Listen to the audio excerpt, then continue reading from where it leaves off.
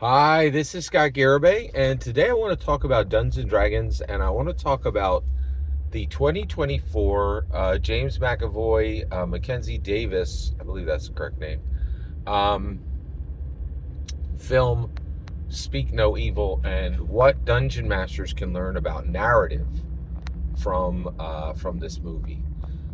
So the concept is. Oh, by the way, spoilers for and major spoilers for Speak No Evil, right? This is like all the spoilers for Speak No Evil. All right. So that's the entire point. So basically, I have started to go to see more horror films, and one of the reasons why is I didn't like horror films previously because most of the time you're just dealing with um, slasher flicks or supernatural movies that didn't make a lot of sense, right? And you're like, oh, The Nun is a perfect example of that. Like, what's the nun's power? Who is the nun? How does that work? Like, is it a demon? Is it a different, source in every? Like, it doesn't make any sense. It's just like, oh, it's scary. Is it? Like, I don't think you guys even know what the source of the nun is. Is it a demon that took over a single nurse? Single nun, and now it haunts one place, or they don't have a rule, right? And so it doesn't make sense. Well, the thing I like about Speak No Evil is this thing is tight as a drum. It is a closed story that makes 100% sense, and there is tension that builds through the whole film. And so it's a family, a husband, a beta husband. That's a major part of the story.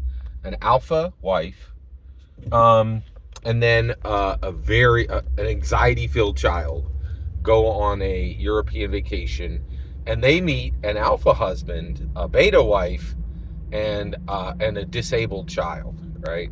And so their two families kind of blend together, and they really start enjoying one another's company, and then it goes from there. Okay, now if you've seen the trailer, actually, yeah, I'm just going to spoil it. All right, here we go. So here's the kicker. If you watch the spoiler, the movie is already spoiled in the trailer, right? They're like, oh, this alpha husband and beta wife and disabled child, they're terrible people. That's their son, and they chopped his tongue out of his mouth, right? Now, that's an M. Night Shyamalan twist, right? Now, he didn't direct this movie, but that's a classic M. Night Shyamalan twist. You're like, oh no, they cut his tongue out so that he couldn't tell everybody that these people are terrible, right? And so they're abusive, and now the family needs to save this child from these people, right? Because they're treating him terribly, right? But actually, there are two twists beyond that, and that's why they felt safe giving the twist in the film. Is the movie has two twists beyond that. First of all, that ain't their son, all right?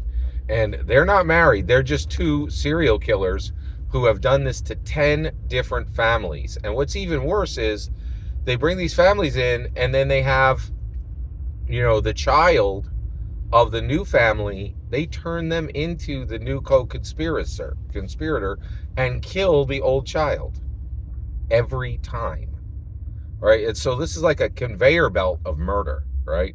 And so the characters find this out.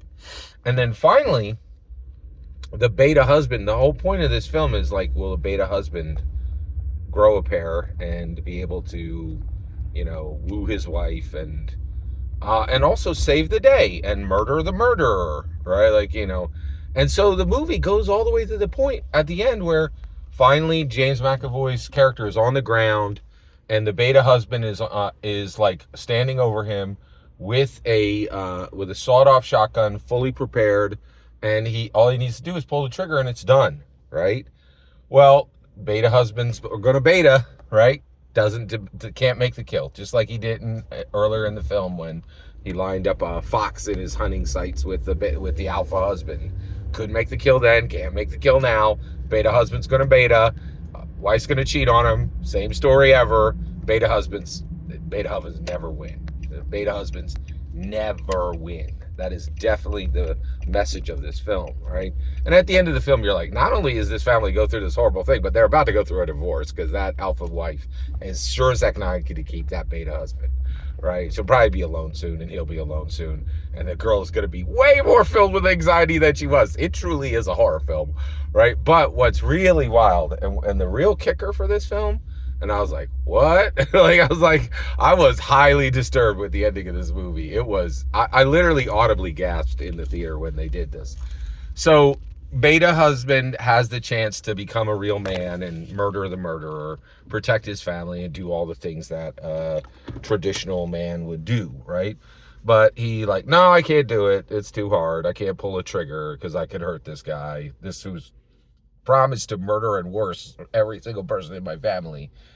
But the kid who they cut his tongue out, he grabs a brick, gets on top of James McAvoy, and caves his skull in with the brick, and they show it. They're like, crunch, crunch, crunch, crunch, crunch, crunch. And you're like, oh, this is me. And I was literally like, oh, I covered my mouth. I was so shocked, right? Like, and so this kid who had been truly horribly abused by this couple, he just straight murderer now.